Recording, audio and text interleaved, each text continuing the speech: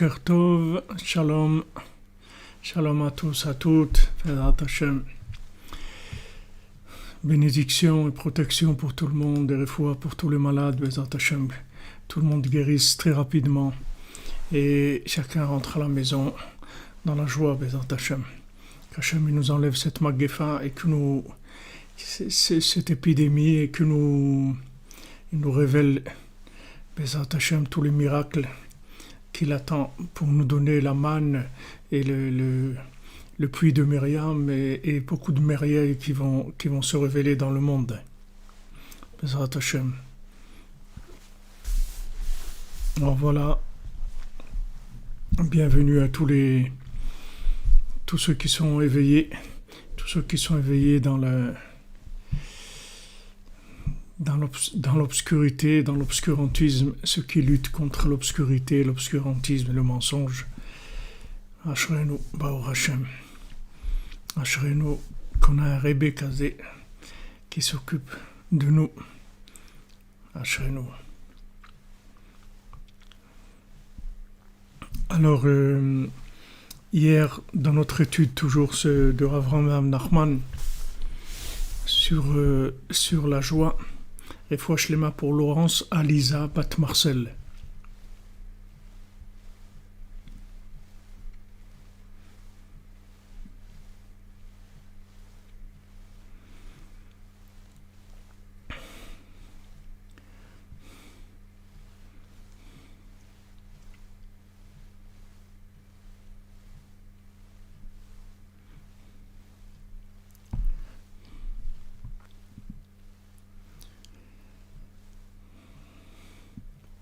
Des bonnes nouvelles, Ve'ezrat Hashem. Alors, on a étudié sur la Simcha que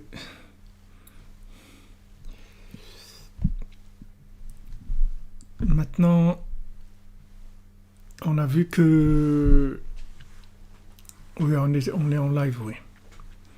Le'ilui Nishmat Isabelle Myriam Bat Raymond Chmaïsa et Refoua Shlema Perioda Ben Maïcha.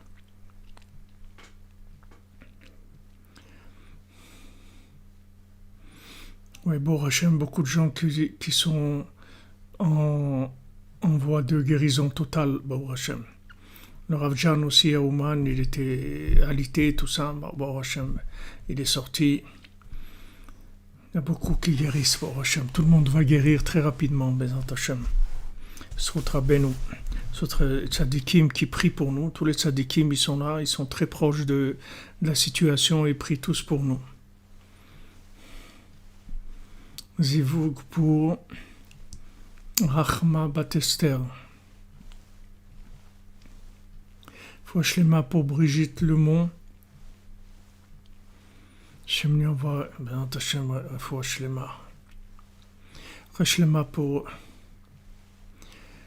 le Rav Yitzhak, je ne sais pas si c'est le Rav Yitzhak Ochana de Marseille, parce qu'il y a un Rav de Marseille qui est niftar là tout à l'heure, je ne sais pas si c'est lui. Oui, Bezat Hashem, c'est la fin du confinement, c'est à l'Akba Omer, à la fin là où il y avait aussi la Magéfa, il y avait l'épidémie où ils mouraient les élèves de Rabbi Akiva. Ça s'est réarrêté. Refoua Shlema pour Chaya Catherine Bat Esther Léa et Bat Esther et Léa Bat Dévorah.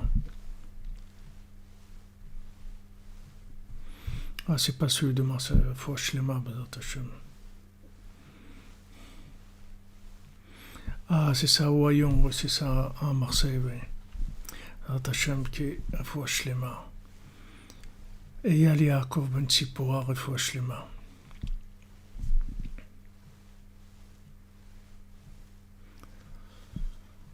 Voilà, alors on avance, Bezrat Hashem, avec Rav Avraham Ben Nachman. Donc hier, on a vu quelque chose d'extraordinaire, c'est qu'on a vu les trois niveaux. C'est-à-dire, on a vu le niveau où on arrive à recevoir la lumière qui va nous permettre de faire bouger nos pieds, c'est-à-dire qui va nous donner l'engagement. C'est-à-dire l'intensité de la lumière est assez forte pour faire bouger nos jambes, pour sortir d'Égypte, c'est-à-dire pour faire tchouva, pour avancer. Zivuk pour Esther Batraya Catherine.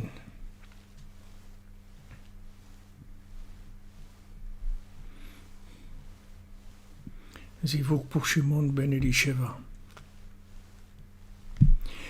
D'accord. Alors on avait vu hier que soit on reçoit de la lumière de façon assez forte pour bouger nos pieds. C'est pas uniquement l'intensité, c'est aussi qu'elle soit adaptée.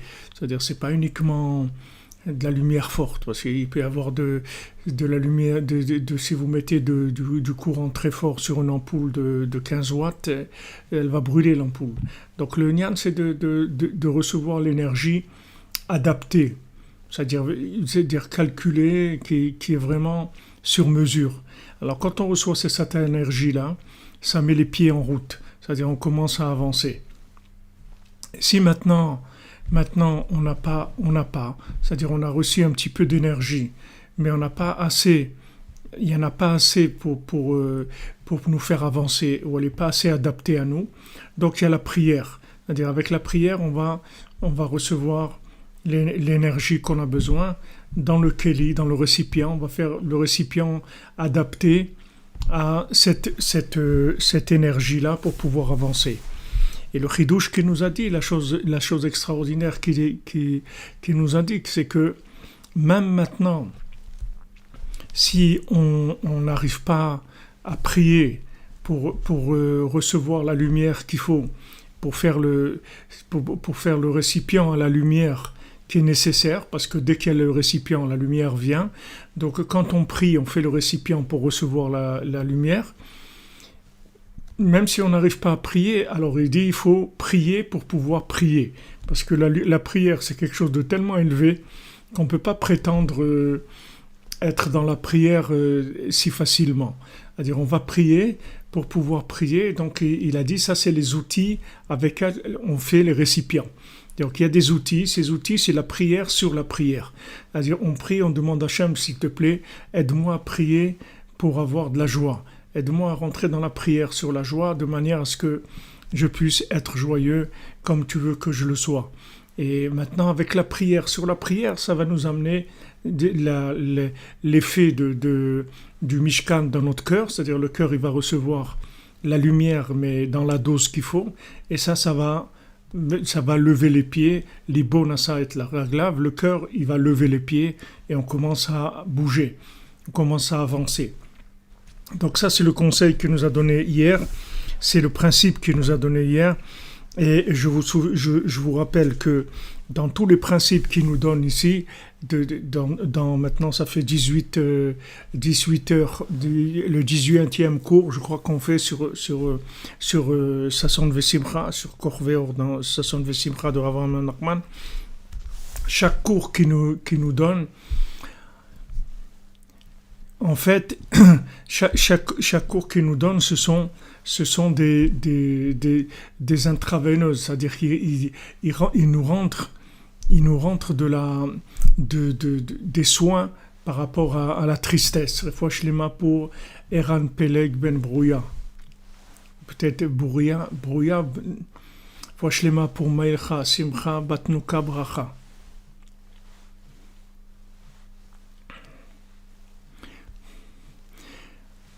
Vous comprenez, c'est-à-dire que maintenant chaque principe qui nous fait rentrer, c'est le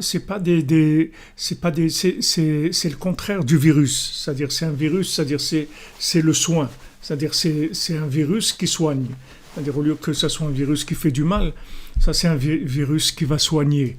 C'est-à-dire que ça va, chaque fois qu'il nous fait rentrer un principe, ce principe il s'installe en nous et il commence à travailler, à nettoyer, à réparer. Et il nous a dit que voilà, quand Bezrat Hashem on aurait étudié ce passage-là, on va finir par recevoir à la fin l'esprit complet de la joie, c'est-à-dire la notion de la joie, c'est-à-dire le moire de la joie, le cerveau même de ce que c'est la joie. C'est-à-dire on va vivre la joie de façon complète. Et à chaque fois, chaque étude, il rentre un petit peu. Il nous rentre un petit peu, il corrige un côté. Mais c'est tout radioactif, c'est-à-dire c'est toutes ces études-là, ce sont des choses qui rentrent en nous et qui agissent. Et ne vous inquiétez pas si vous ne voyez pas tout de suite des changements ou autres. Voilà, c'est comme une perfusion, exactement.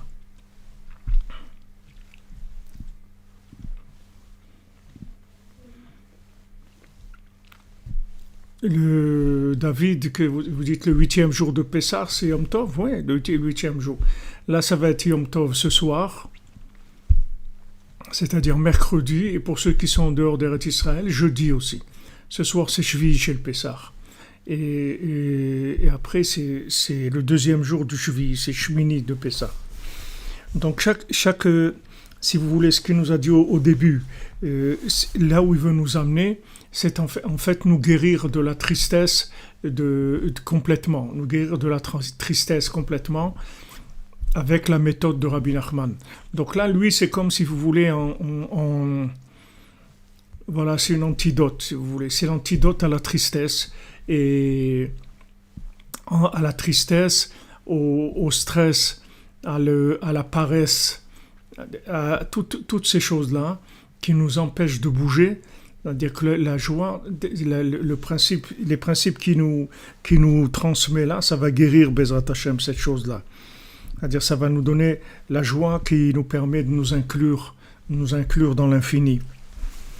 Alors avant Ben Nachman il dit, on avait vu, on avait vu, maintenant il explique que Rabbi Shimon Bezeto Ben Mehara, quand Rabbi Shimon il est sorti de la grotte dans laquelle il était. Il a dit Manichim chaye olam veoskim bechaye sha'a. Alors il a dit c'est quoi ça que des gens ils sont en train de s'occuper des choses de ce monde alors qu'il y a l'éternité. C'est-à-dire il est sorti avec c'est-à-dire avec une conscience très élevée. Mais elle était tellement élevée qu'elle était plus proche des anges que de l'humain. Donc Hachem il lui a dit je t'ai pas révélé tous les secrets de la Torah pour que tu juges mon monde, que tu juges les gens, pour que tu détruises le monde avec cette lumière. C'est donner les secrets de la Torah pour adoucir complètement.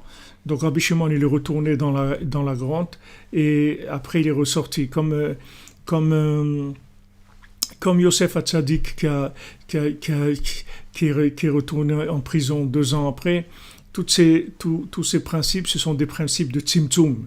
C'est pour que les tzadikim ils contractent plus la lumière de manière à ce qu'elle soit plus adaptée à nous et qu'il n'y ait pas du tout que ça soit pas agressif du tout. Mais quand il est sorti de la grotte, il a vu des gens qui courent, et qui achètent des trucs, etc. Et il s'est dit, mais c'est quoi ça, qui sont en train de courir, mais ils ne se rendent pas compte que dans ce monde-là, on peut acquérir des fortunes extraordinaires de lumière divine. Il fait quoi maintenant? Ils font quoi ces gens-là avec ça? Alors ça a été un petit peu choquant. Donc Hachem il a remis en place. Alors il dit Gam retzono itbarach bekiyum haolam ve'heder bituro. Hachem il veut Esther Lévy vous demandez ces principes, c'est ce qu'on étudie tous les jours. Tous les jours, il y a quelque chose. Après, si vous voulez, vous écoutez, maintenant il y a 18 cours, vous écoutez les 18 et vous notez, vous allez voir, chaque fois, il nous donne des éléments pour entrer dans la Simcha. Donc Hachem, il veut le maintien du monde. Il veut pas il veut pas sa destruction. D'accord? Hachem, il veut le maintien du monde. Donc maintenant, c'est une question d'équilibre, si vous voulez.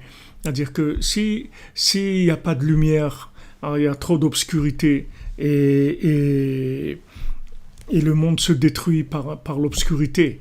Et si maintenant il y a trop de lumière, alors le monde se détruit avec trop de lumière. Donc il y a une dose, il y a un réglage, un équilibre pour que ça fonctionne comme il faut.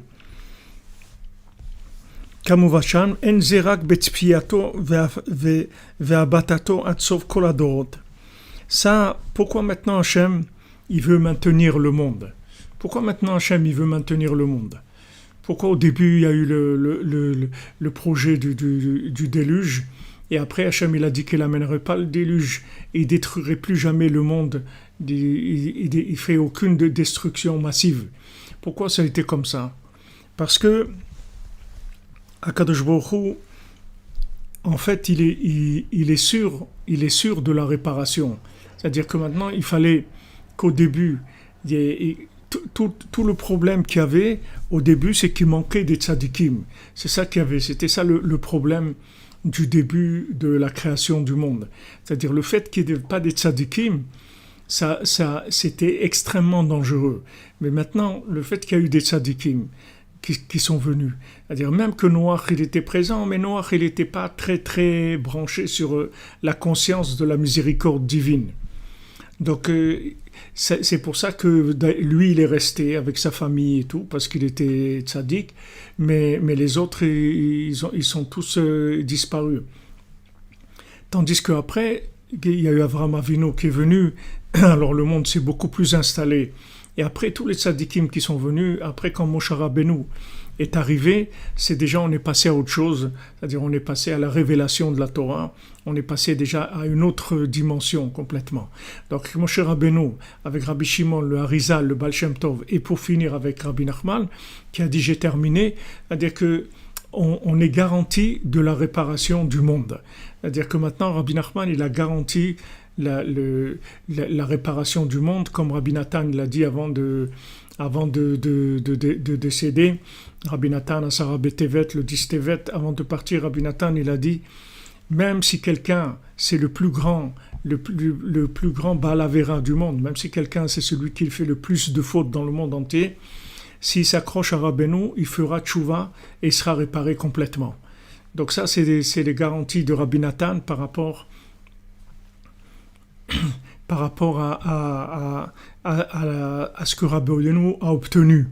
Pourquoi Rabbeinu il a obtenu ça? Parce que Rabbeinu il a obtenu la miséricorde, et la miséricorde, c'est, si vous voulez, c'est la miséricorde, c'est l'autorisation de contracter la lumière infinie, c'est-à-dire de contracter l'infini pour arriver à des gens qui n'ont presque rien comme récipient.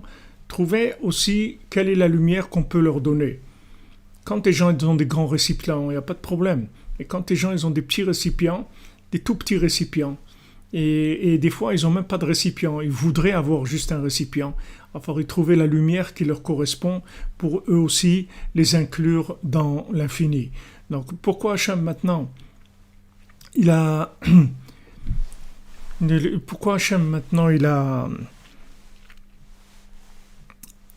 veut pas la destruction du monde, il veut le maintien du monde de toutes les générations.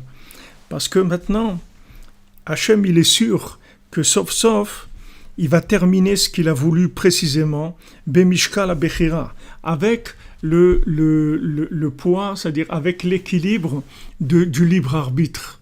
C'est-à-dire que maintenant, Hachem, il va arriver à faire quelque chose d'extraordinaire, c'est qu'il va arriver à ce que maintenant, on fasse tchouva avec notre libre arbitre, vous voyez? C'est-à-dire, il crée des situations comme on est maintenant, des situations comme celle au total dans le... Ok. Alors, oui, il y a une petite coupure, je ne sais pas pourquoi, sur YouTube. C'est-à-dire, maintenant, Hachem, il a une garantie qu'il va terminer. Pourquoi il a une garantie? Parce qu'il y a des tzadikim. S'il n'y avait pas eu des tzadikim, il n'y aurait aucune garantie. Il n'y aurait aucune garantie, parce que le monde il aurait pu partir complètement mais du fait que maintenant il y a des tzadikim, et des tzadikim yesodei olam, des grands tzadikim comme de Moshe Rabbeinu, et tous les tzadikim yesodei olam qui sont les bases du monde, eux pourquoi ils s'appellent yesodei olam? Parce qu'ils ont le secret de pouvoir enseigner la parole divine à des gens qui sont très très éloignés, très très éloignés. C'est ça c'est-à-dire que maintenant ils arrivent à faire vouloir à la personne que de se rapprocher d'Hachem. C'est-à-dire, la personne, elle va avoir envie de se rapprocher d'Hachem, même si elle est très très loin, même si elle fait beaucoup de bêtises, mais elle va avoir un moment envie de le faire, elle va faire une action avec son libre arbitre, et c'est ça qui va permettre de son côté à cette personne de réparer. Donc il dit que, sauf kol sauf, yigmor mashechafetz daika. En fin de compte, Hachem, il va finir ce qu'il a voulu, bemishkal abechira ve'anisayon. Dans le poids du libre arbitre, c'est-à-dire dans la mesure du libre arbitre et de l'épreuve qui va peser pour chacun d'entre nous. C'est-à-dire chacun d'entre nous, il aura son libre arbitre et son épreuve. Ça va être différent par rapport à chacun par rapport à sa conscience, par rapport à sa force, par rapport à tout. Il aura à un moment un choix à faire et il va faire le bon choix. Hachem, il va s'arranger à ce qu'il fasse le bon choix. Comme il en a parlé avant dans une partie qui s'appelle Emet ve'emuna, vérité et foi, c'est une partie qu'il y a avant dans Korveor. Alors maintenant, il nous a expliqué ça, il continue Rav Ram ben Afnach Achman sur la prière dans laquelle il était. Azreni litorer velachshok elecha bechol mine cheshek veratzon. Aide-moi de me réveiller et de désirer me rapprocher de toi avec toutes sortes d'envies et de vouloir. Comme toi tu veux que je veuille. Toi tu veux que je veuille. Alors moi je veux vouloir ce que toi tu veux que je veuille. Je veux vouloir comme toi tu veux que je veuille. Et que je me trompe pas et que je crois déjà que je veux vraiment. Il faut pas que je croie que je veux vraiment. Quand Rabbi Yehuda, un des grands élèves de Rabbeinu, il est rentré chez Rabbeinu, alors Rabbi Yehuda, c'était un Mekoubal, il était riche aussi, c'était quelqu'un de très grand sadique. Rabbeinu lui a donné à lui de faire les pidionotes, de faire pidion. Alors Rabbi Yehuda, il est rentré chez Rabbeinu, et Rabbeinu lui a dit la da'at bares darkecha, parce qu'il a demandé à Rabbeinu que notre maître nous montre un chemin dans la Avodat Hashem. Il a dit yorenu Rabbeinu derech be'avodat Hashem, que le maître nous montre un chemin dans la Avodat Hashem. Alors Hashem a dit, Rabbeinu lui a dit la da'at bares darkecha, tu es encore dans la terre et tu veux connaître des chemins dans Avodat Hashem. Alors il a été très choqué. Parce que Rabbeinu lui a mis comme une claque, c'est-à-dire que et comme ça plusieurs fois Rabbeinu il a fait reculer et il l'a rapproché, il a fait reculer et il l'a rapproché plusieurs fois jusqu'à qu'après Rabbeinu lui a dit maintenant sache que tu resteras avec moi pour l'éternité, tu seras toujours avec moi. En fait, pourquoi Rabbeinu lui a fait ça? Parce que il voulait pas qu'il se trompe, c'est-à-dire à son niveau où il était, qu'il pensait qu'il voulait déjà vraiment. Il y a beaucoup de on est tous, bon, Hachem, on veut se rapprocher d'Hachem, on a envie, etc. Mais maintenant, il faut pas croire qu'on a un vouloir qui est vraiment 100%. C'est-à-dire on a un vouloir, mais on veut d'autres choses aussi. C'est-à-dire on ne veut pas exactement ce que Hachem y veut. Alors ce vouloir-là, il va falloir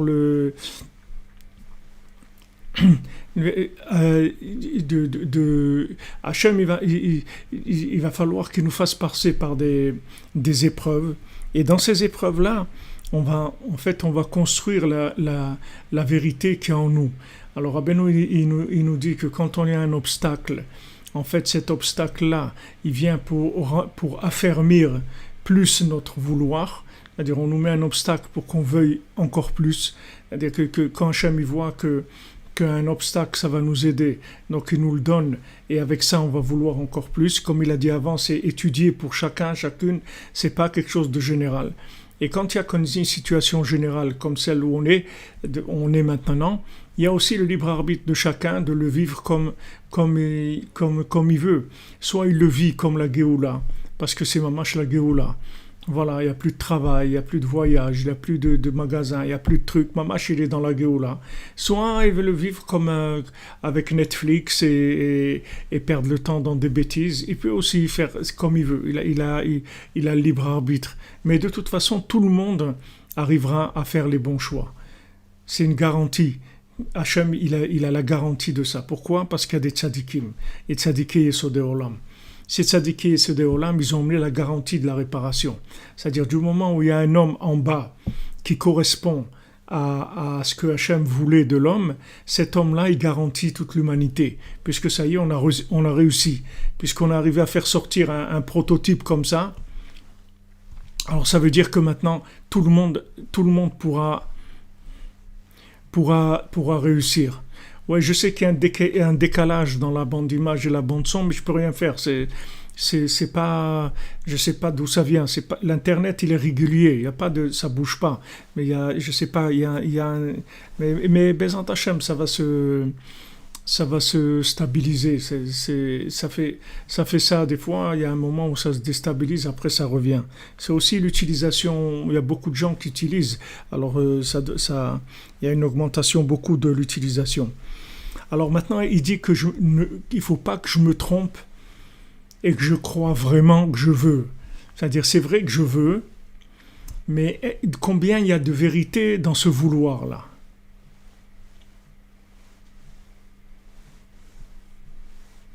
Combien?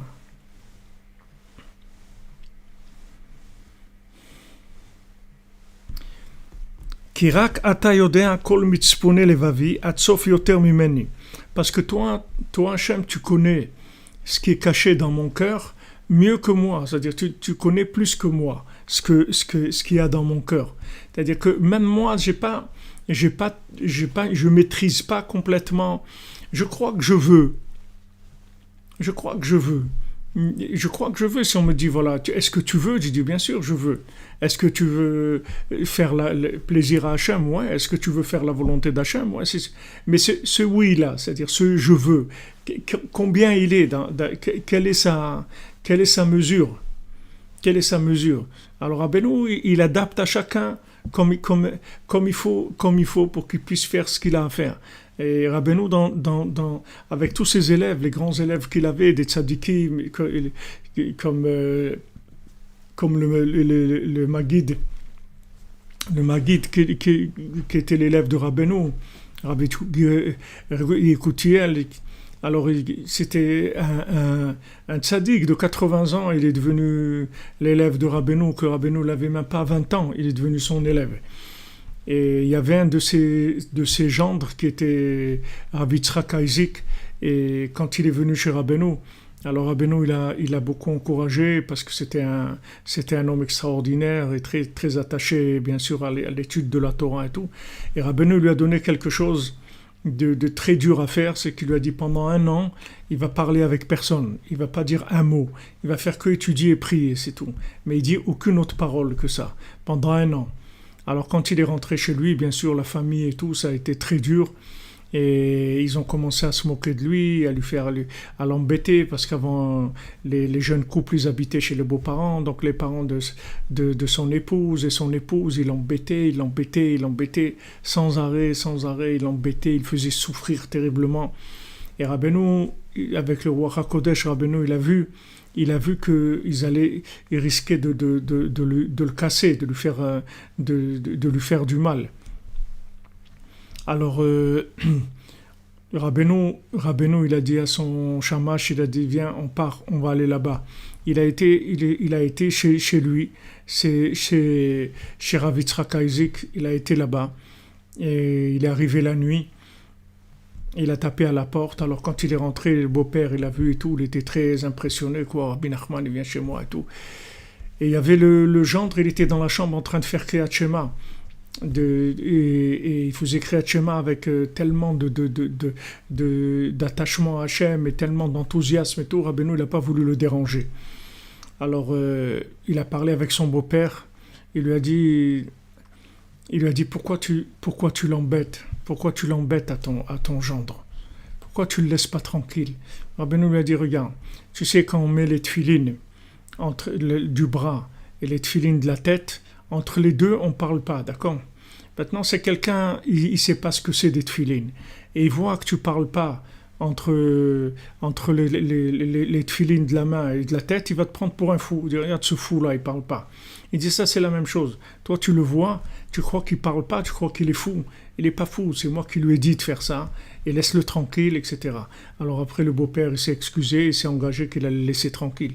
Et après, l'élève, il est sorti, Rav Yitzhak Isaac, il est sorti, il a vu Rabbeinu, et il était tellement content. Regardez Rabbeinu, regardez l'humilité, l'amour de Rabbeinu pour ses élèves. Rabbeinu, il était capable de voyager pour aller encourager un de ses élèves. Il était capable de prendre un chaos, d'aller la nuit, de faire des kilomètres pour arriver pour arriver chez son élève pour l'encourager. Parce que cet élève, il faisait ce que Rabbeinu lui a dit de faire. Donc quand maintenant on fait ce que Rabbeinu nous dit de faire, on est tranquille que Rabbeinu va faire tout pour nous. On n'a pas de souci à se faire.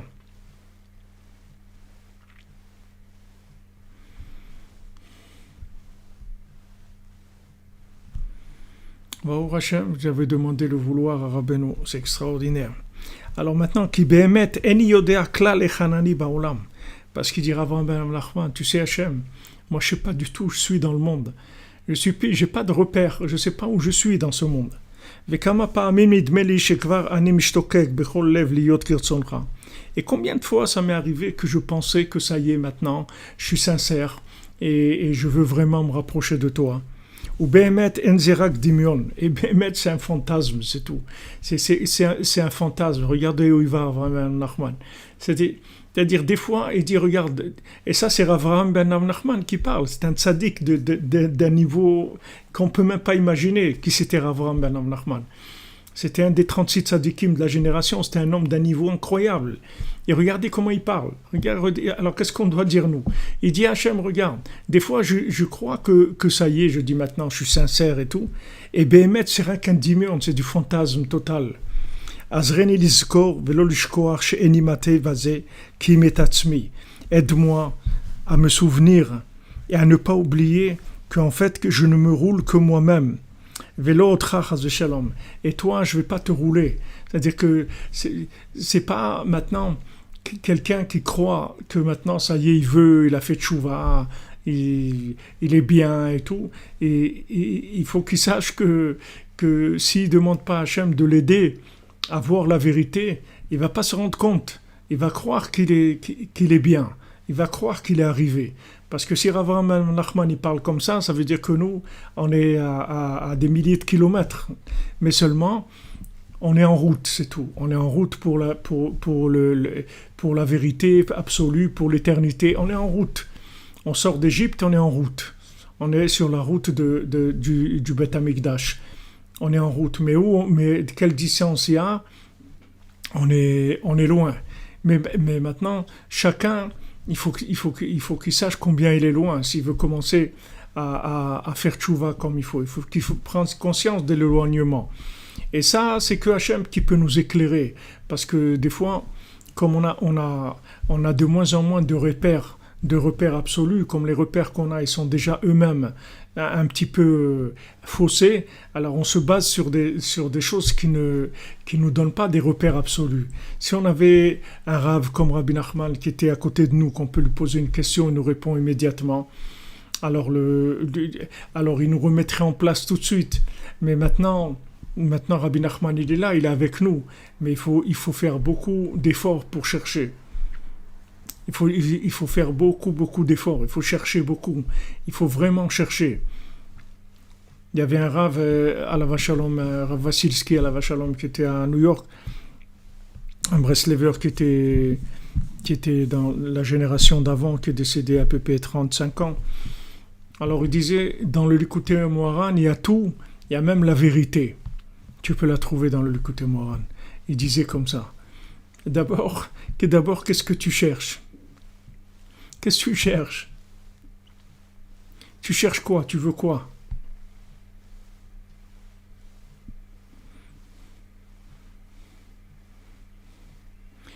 C'est quoi que tu cherches? Qu'est-ce que tu veux?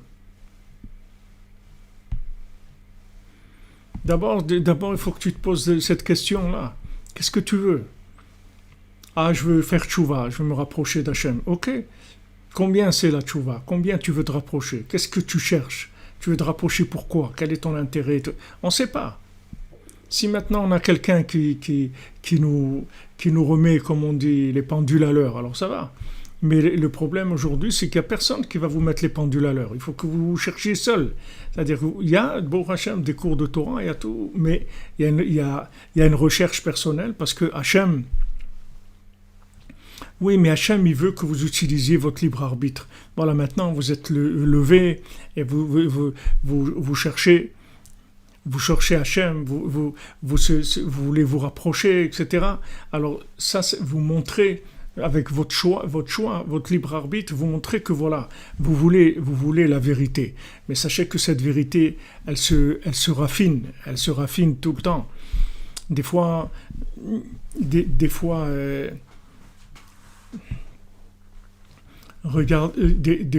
on arrive à...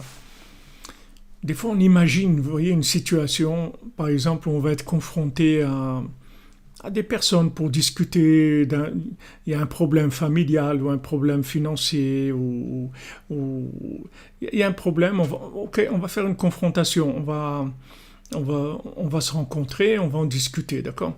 Donc maintenant, dans notre tête, on imagine comme ça, on dit voilà, bon, ok, alors donc quand on va se voir, alors donc je vais leur expliquer ça et ça, je vais dire ça, tout ça, etc.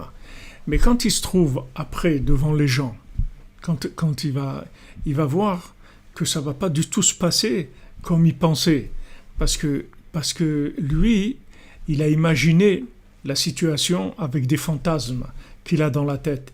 Et lui, il pensait qu'avec ce qu'il va raconter aux gens, alors ça va bien se passer. Mais il ne savait pas que la chose, elle allait complètement sortir d'une façon différente. Il ne savait pas qu'il allait avoir des choses tellement... que ça allait prendre une dimension comme ça. Donc après, quand il se trouve confronté, alors il est obligé d'aller beaucoup plus loin dans la vérité et dans la sincérité. Il est obligé d'aller beaucoup plus loin. Alors, si vous voulez, ce principe-là, que j'essaie de vous donner un exemple, une image, ça existe tout le temps dans le rapprochement vers Hachem. Puisqu'Hachem, il représente l'infini, puisque la vérité d'Hachem, elle est absolue. Donc il y a toujours un degré de vérité qui est plus raffiné, plus raffiné. Donc maintenant, si on pense qu'on est dans la vérité, qu'on veut la vérité, il faut savoir qu'il y a encore, dans ce chemin-là, il y a encore beaucoup à avancer et beaucoup à découvrir. Donc il dit ici que j'oublie pas, que je pense pas que je suis déjà arrivé. Que je dis ouais, moi c'est bon, ça baigne, je gère, c'est super, tout va bien, au Hachem je prie, je fais ça, je fais l'autre, j'étais à Ouman, je fais les trucs et tout baigne et tout. Il faut savoir que aller à Ouman, il y a des milliers de degrés de la conscience de Rabbeinu. La conscience de Rabbeinu, qui c'est Rabbi Nachman, il y a des degrés. Selon le degré de conscience du tzaddik, alors on reçoit les tikkunim du tzaddik. C'est-à-dire, on est toujours, Rabbeinu dit, quand on vient le voir, il ne faut pas venir comme si on était déjà venu. Il faut venir comme si c'était la première fois qu'on venait. Parce que Béhémet, on va le découvrir à nouveau. On va le redécouvrir complètement, c'est-à-dire avoir une approche complètement différente. Et ça, si vous voulez, ce renouvellement de l'approche, il se fait par la conscience de l'éloignement de la vérité.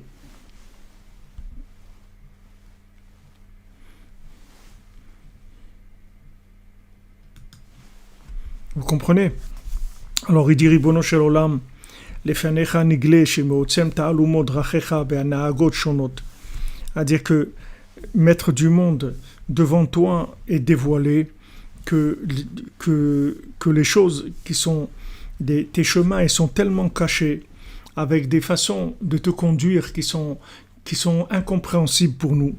Be'adam ou makom zman, avec l'individu, avec le lieu et le temps. C'est-à-dire il y a des changements énormes dans l'individu, dans le lieu où se trouve et dans le temps.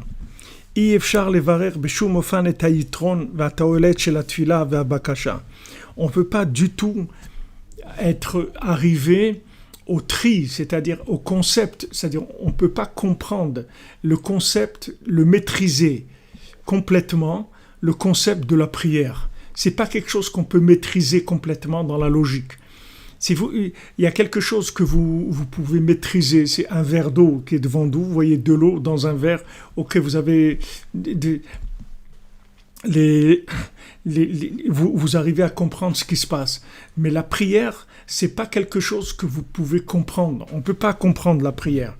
C'est-à-dire, on peut pas du tout imaginer comment c'est extraordinaire la prière. On peut pas du tout imaginer.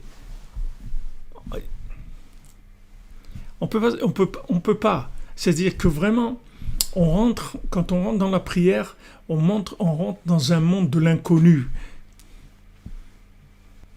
C'est-à-dire la prière, c'est quelque chose qui est le monde de l'inconnu. C'est-à-dire on ne sait pas, parce que si on savait la puissance de la prière, si on savait comment c'était puissant, on n'arrêterait pas de prier. On n'arrêterait pas. On n'arrêterait pas. C'est-à-dire qu'on n'est pas conscient. On n'est pas conscient. On a un peu de conscience, mais on n'est pas conscient vraiment de la puissance de la prière. On n'est pas conscient. Si on était conscient de la prière, on n'arrêterait pas. On n'arrêterait pas. Avraham Ben Nachman, il a dit une fois à quelqu'un, il lui a dit, parce qu'en yiddish, la bouche, ça se dit moil. Moil, c'est comme la meule, c'est la même chose. Alors une fois, il était avec quelqu'un, il voyageait avec quelqu'un en train, et il lui a dit, c'est dommage que la meule, elle fasse pas de la farine, elle broie pas le blé pour faire de la farine. Et il lui a dit, voilà, maintenant tu es dans le train, tu es assis, qu'est-ce que tu fais maintenant? T'as rien à faire, alors fais tourner la meule, fais tourner la bouche, prie. Pourquoi tu pries pas? Qu'est-ce que tu es en train de faire maintenant? Sam, tu regardes par la fenêtre ou un truc, fais bouger la bouche. C'est-à-dire, prie, parce que Rav Avraham Nachman, il avait une conscience de ce que la prière, beaucoup plus que la plupart des gens. Donc il savait que c'est dommage de ne pas prier. Donc quand on prend ce réflexe, c'est-à-dire qu'on sait que chaque mot de prière, comme on a vu, il n'y a pas un mot de prière qui revient stérile. Toutes les prières, elles sont acceptées. Donc quand vous êtes par exemple en train de faire la queue dans un supermarché, vous êtes là, vous marchez dans la rue, vous êtes en voiture, vous êtes n'importe où, vous êtes dans votre lit, vous n'arrivez pas à dormir, vous êtes seul à table, n'importe quoi, vous avez toujours une occasion de pouvoir parler avec Hachem. Toujours une occasion. Mais pour ça, il faut avoir la conscience un petit peu de la valeur de la prière, un petit peu, parce qu'ici il dit qu'on peut pas, c'est quelque chose qui est au-dessus de notre compréhension. Sinon on n'arrêterait pas. Si on n'arrêterait pas, la Gemara, elle dit, le Talmud dit dans Brachot, il dit Alvaï que les gens ils prient toute la journée, qu'ils fassent que prier. Alvaï que les gens ils fassent ça. Si les gens ils priaient toute la journée, la vie elle serait complètement différente. On aurait tout qui viendrait. On aurait la manne, on aurait tout. Et là, on est en train d'aller vers ça, Bezrat Hashem, tout ce confinement et tout, c'est parce qu'on est en train d'apprendre à prier. On est en train d'apprendre à prier, on nous a bloqué les mains, et on est en train d'apprendre la force de la parole et du dialogue avec Hashem. Alors, il dit ici, on ne peut pas l'expliquer de façon clair. Vous voyez, si c'était clair, comme si vous apprenez à quelqu'un à conduire ou à utiliser un mixeur ou n'importe quoi, alors il n'y aurait pas de problème. Tous les gens ils se mettraient à prier. Tous les gens se mettraient à prier. Mamash, tous les gens.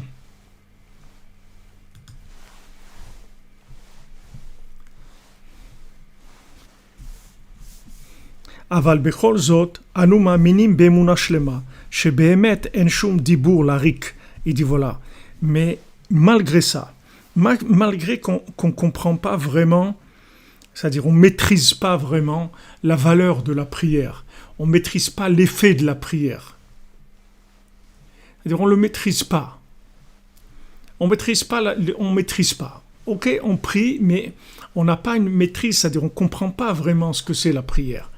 Comme quelque chose qu'on comprendrait dans le monde, de cause à effet, quelque chose qu'on comprendrait, voilà, ça, on obtient ça, si on fait ça, ou voilà, le fonctionnement de quelque chose, où on voit un résultat, on maîtrise la chose. Si maintenant vous mettez une montre à l'heure, ou un réveil, ou n'importe quoi, ok, vous savez comment ça marche, vous le faites. La prière, on ne sait pas du tout ce que c'est. On ne sait pas. La Gemara, elle dit, c'est Dvarim Aomdim Berumo Shel Olam. La prière, ce sont des choses qui se tiennent dans les endroits les plus élevés du monde. Donc on n'a aucune maîtrise de ça, mais on a la Emouna, comme il dit ici. Une Emouna parfaite, que vraiment, il n'y a aucune parole qui revient vide. Il n'y a aucune parole de prière qui revient, chas v'shalom, stérile. Chaque mot de prière, il marche. Donc si maintenant on voyait, c'est-à-dire que si on voyait par exemple l'autre monde, et on voyait ce monde, et on voit quelqu'un qui dit une parole de prière, alors on suit la parole, et on voit en haut où elle va, et qu'est-ce qu'elle fait, alors on serait complètement épaté, on dit mais c'est incroyable, quoi, une parole ça fait tout ça, mais c'est incroyable, à faire une autre urgence, ça empêche des guerres, ça amène des compréhensions, ça fait naître des enfants. Enfin, si on voyait un peu les faits, mais il dit on peut pas, le niveau dans lequel on est, on peut pas maîtriser la prière, mais on a la Emouna, Shlema, on a la confiance totale dans Hachem, que Béhémet, il n'y a aucune parole qui est vide. Aucune parole qui revient vide. Ça n'existe pas. Chaque parole de prière, elle fait son effet. Et chaque parole et parole, elle va marquer positivement. Azreni, alors il est toujours dans la prière, hein, Ravra, sans mesure et sans calcul dans chacun de mes mouvements. C'est-à-dire que j'utilise tout le temps de la prière. Kikvar odatanu, parce que tu nous as fait déjà savoir.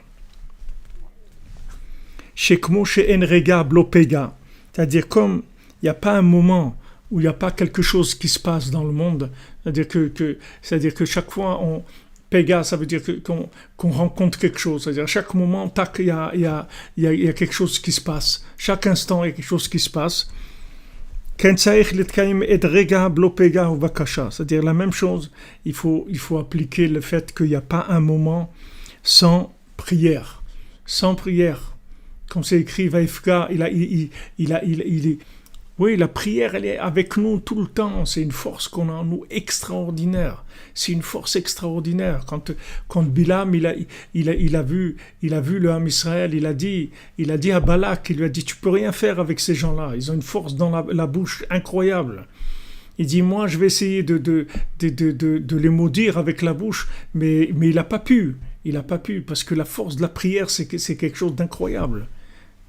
On n'est pas conscient. Vous dire qu'on serait tous en train de prier sans arrêt sur notre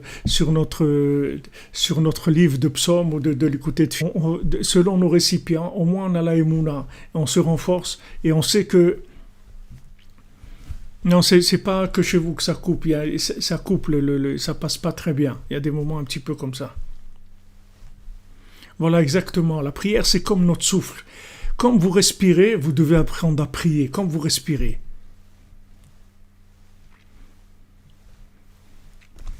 Ubifrat beinyan refuat asimcha, et particulièrement dans le c'est-à-dire déjà maintenant il a défini la joie comme étant un médicament, d'accord? Alors il dit particulièrement sur le médicament de la joie. Combien il faut prier et demander à Hachem d'arriver à être joyeux. Combien il faut demander à Hachem, s'il te plaît, aide-moi à être joyeux, s'il te plaît, Hachem, je t'en supplie, aide-moi à être joyeux, que je ne perde pas mon temps, que je ne perde pas ma vie, aide-moi à être joyeux pour réussir tout ce que j'ai à réussir. Asher en refoua tova ou metuka kamoa. Il n'y a pas un médicament aussi bon et aussi doux que la joie. Refoua nocha vekala, c'est un médicament qui est facile et agréable. Gam lecholé ou mouchlash kamoni, même un malade et faible comme moi. Ozreni liot baki bekol mine shov v'yirida chas v'shalom. Aide-moi à être expert dans toutes les descentes chas v'shalom. À chaque fois que je tombe, aide-moi à être expert. Chez Begou vanefesh, que ce soit dans le corps ou dans l'âme, les blilitois, c'est-à-dire maintenant on se trouve dans une situation de confinement où ces différents très, très, très durs, ils sont poussés au bout dans leur caractère, etc. Il faut faire attention de ne pas s'éloigner de la simcha. Donc ça, il faut prier, il faut triste. Ra loïda que le matera, et réjouis mon âme dans ta délivrance. Veta dion libi les fanecha, que ce soit voulu, les paroles de Amen, ve Amen, ve Amen. Veine ya'an ki simcha, et que la simcha, pas que ça inclut les milieux. Voilà, là ça va, normalement ça, ouais, ça va et ça vient.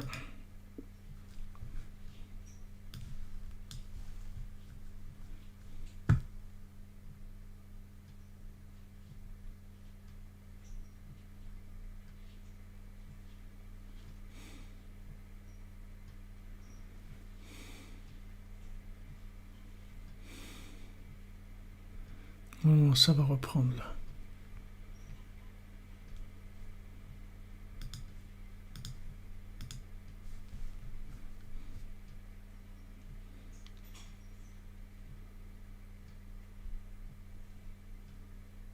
C'est bon là, ça a repris. Ok, alors ça c'est des paroles qui sont extrêmement importantes. Que la simcha, c'est klaliut de klaliut chez le kolamidot. C'est-à-dire, vous prenez maintenant une mesure, maintenant la mesure de toutes les mesures, ce qui inclut toutes les mesures de toutes les mesures, c'est la simcha.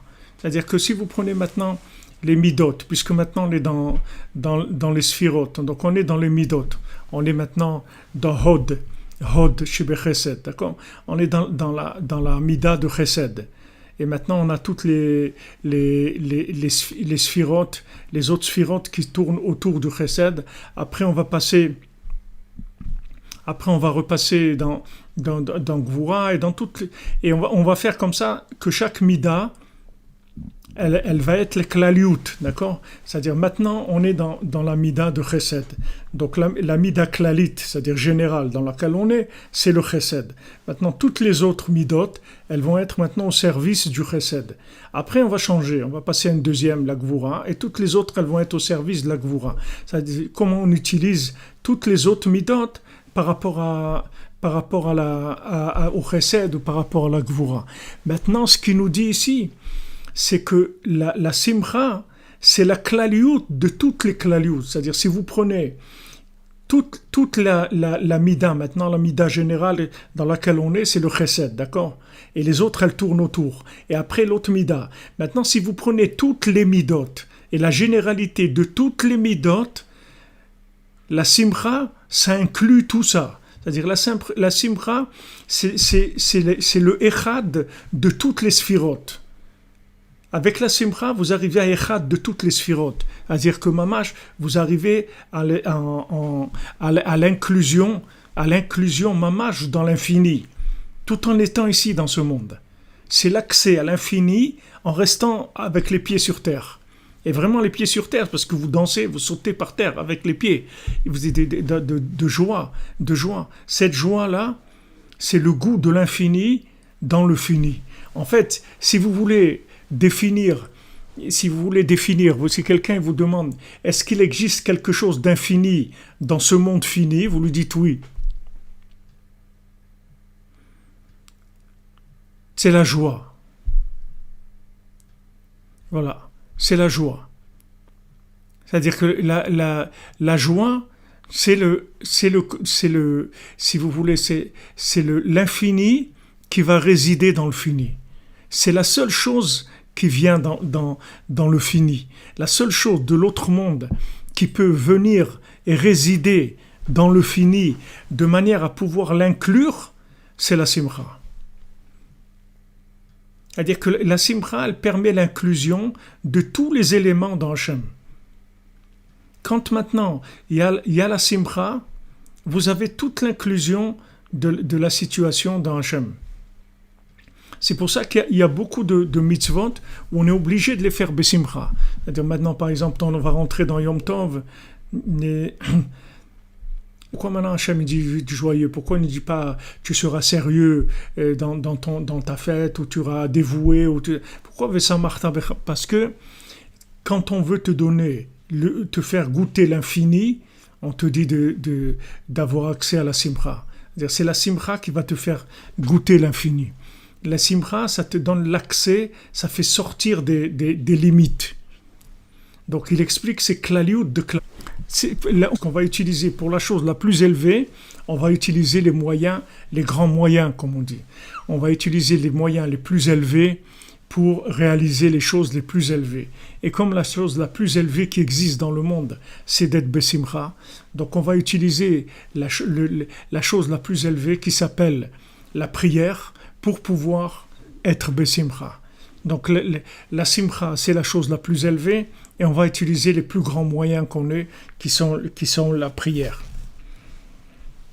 Donc il dit, comme maintenant la prière, la joie, ça inclut toutes les midot, donc il va parler d'autres midot aussi, toujours, elles vont arriver à la simcha, c'est-à-dire tous les caractères, toutes les mesures, elles vont arriver à la simcha, elles vont toutes s'inclure dans la simcha. Comme on dit, toutes les rivières, tous les fleuves, ils vont vers l'océan. Ça veut dire que maintenant, toutes les rivières, toutes les midot, elles vont vers la joie. C'est-à-dire n'importe quelle mesure que vous prenez dans le monde, elle va vous amener vers la joie.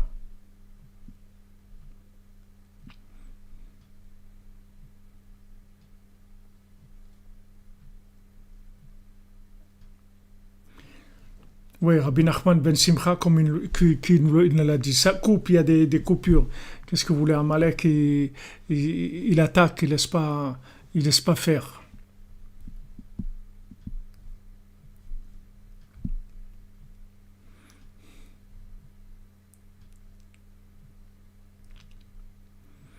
Il laisse pas faire, c'est un...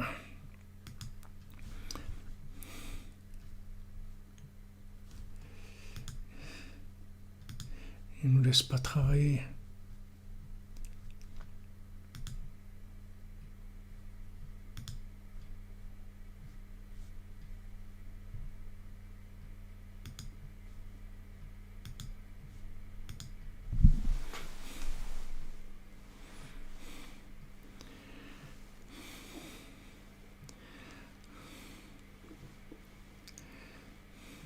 Et ouais, quand on touche des choses qui sont comme ça, des médicaments tellement puissants, alors il essaye de nous enlever la connexion.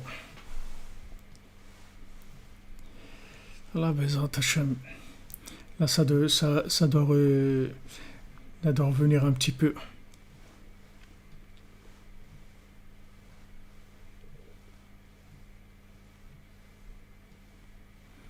Bon zivouk pour Gabriel Ben Nejma.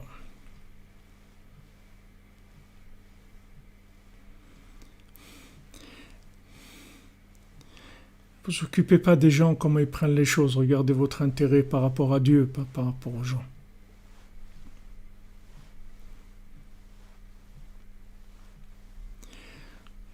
Vivez par rapport à Dieu, pas par rapport aux gens.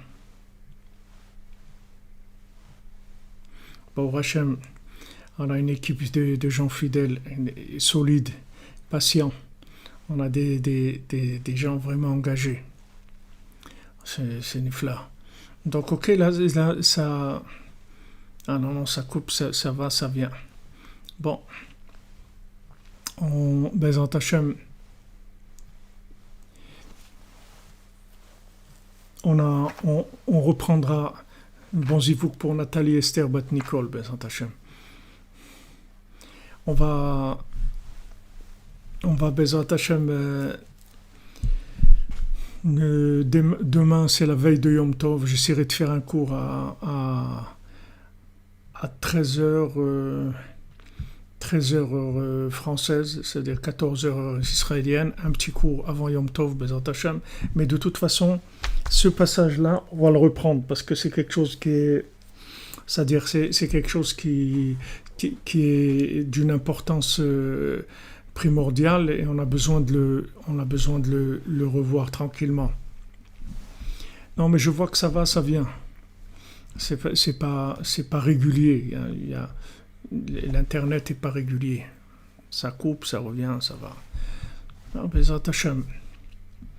Bisrout Rabbeinu, ça nous empêche pas, Bezrat Hashem, de faire ce qu'on a à faire. Bezrat Hashem, le refoua, en tout cas pour tous les malades, une délivrance totale pour l'humanité, qu'on arrive, Bezrat Hashem, à tous les objectifs qu'Hachem veut arriver avec nous et dans la joie, Bezrat Hashem. Donc il va y avoir un Yom Tov, il faut beaucoup de joie parce que dès qu'il y a des moments comme ça où on peut prendre beaucoup d'énergie, alors ils viennent nous attaquer. Zivuk pour Naomi, Bat Natasha, Ruth. Ils viennent nous attaquer. Maintenant qu'on est dans le confinement, il faut beaucoup de joie. Il faut beaucoup de joie, travailler sur la joie. Et ce qu'il nous dit ici, que c'est comme la joie, c'est la chose la plus élevée. Donc on utilise le moyen le plus élevé qui est la prière. C'est pour ça qu'il nous a fait la prise de conscience sur la prière et la prise de conscience sur la joie, Bezrat Hashem. Be'atzlacha les amis, merci d'être là. Et malgré que Amalek il attaque, on arrive, Baruch Hashem, on arrive, Bisrout Tzadikim, on arrive. Merci d'être là les amis, merci de votre présence, votre suivi, votre assiduité, votre soutien, de tout ce que vous faites pour nous. On y va. Vous soyez bénis, vous aussi, amen, tous les gens qui sont dans la yeshiva. Voilà, vous voyez, chaque fois, il nous donne des clés. Il nous donne des clés pour entrer dans la simcha. Chaque fois, il nous donne des clés. Baruch Hashem, Ashrenu. Alors à demain, Bezrat Hashem, 14h heure de Jérusalem et Ouman, et 13h heure de Paris. On fera un petit cours avant Shvi Shel Pesach, Bezrat Hashem. Amen, amen. Vous aussi prenez tous soin de vous, qu'Hachem vous protège et vous bénisse, et qu'on voit le bout du tunnel et qu'on danse tous ensemble dans la Géoula, Bezrat Hashem.